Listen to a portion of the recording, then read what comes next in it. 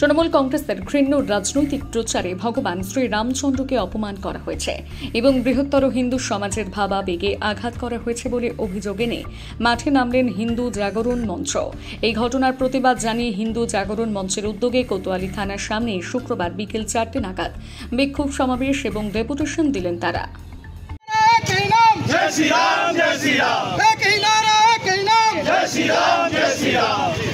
भगवान पुरुषोत्तम श्री मर्यादा पुरुषोत्तम भगवान श्री रामचंद्र की मर्यादा पुरुषोत्तम भगवान श्री रामचंद्र की जय श्री राम भारत माता की।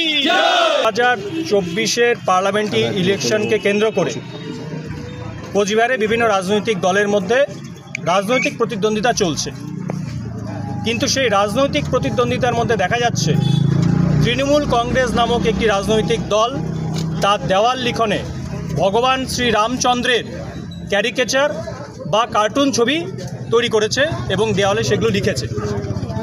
আমরা কোচবিহারের আপামর হিন্দু মানুষ হিন্দু জাগরণ মঞ্চের উদ্যোগে এবং তাদের নেতৃত্বে আজকে এই নোংরামোর বিরুদ্ধেই কোচবিহার কোতোয়ালিতে ডেপুটেশন দিতে এসেছি। পুলিশকে আমরা পরিষ্কারভাবে জানিয়ে দিতে এসেছি যে এই ধরনের নোংরামো হিন্দু সমাজের আস্থা, হিন্দু সমাজের আরাধ্য দেবতা ভগবান শ্রী রামচন্দ্রের সঙ্গে এই ধরনের নোংরামো আমরা মেনে নেব না। অবিলম্বে এই দেওয়াল লিখন মুছতে হবে।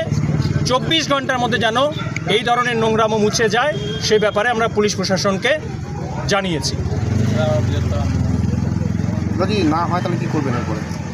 যদি তারা এ বিষয়ে উপযুক্ত পদক্ষেপ না নেন তাহলে কিন্তু আমরা আরও বড় আন্দোলনে নামব। সামনে রামনবমী আছে, সামনে নির্বাচন আছে।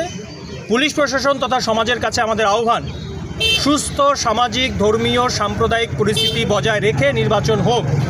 নির্বাচনে রাজনৈতিক দলের মধ্যে লড়াই হবে, সেটা নিয়ে আমাদের কিছু বলবার নেই। তারা তাদের রাজনৈতিক লড়াই লড়ে নিন, কিন্তু হিন্দু সমাজের আস্থা, হিন্দু সমাজের আরাধ্য দেবতা ভগবান শ্রী রামচন্দ্রের প্রতি কোনো রকম অবমাননাকর, কুরুচিকর মন্তব্য, আচরণ, দেওয়াল লিখন আমরা মানব না। এটা যেন সমস্ত রাজনৈতিক দল মাথায় রাখে। নির্বাচন কমিশনকে বিষয়টা জানাবেন? ইতিমধ্যেই আমরা কোচবিহারের যিনি অবজারভার রয়েছে নির্বাচন কমিশনের তাকে এই বিষয়ে সূচিত করেছি, তাদেরকে জানিয়েছি এবং ওনারাও বলেছেন তারা বিষয়টি দেখছেন। আপনার নাম কি, দায়িত্ব আছে? সুমন কর্মকার, হিন্দু জাগরণ মঞ্চের উত্তরবঙ্গ প্রান্তের সহ সংযোজক।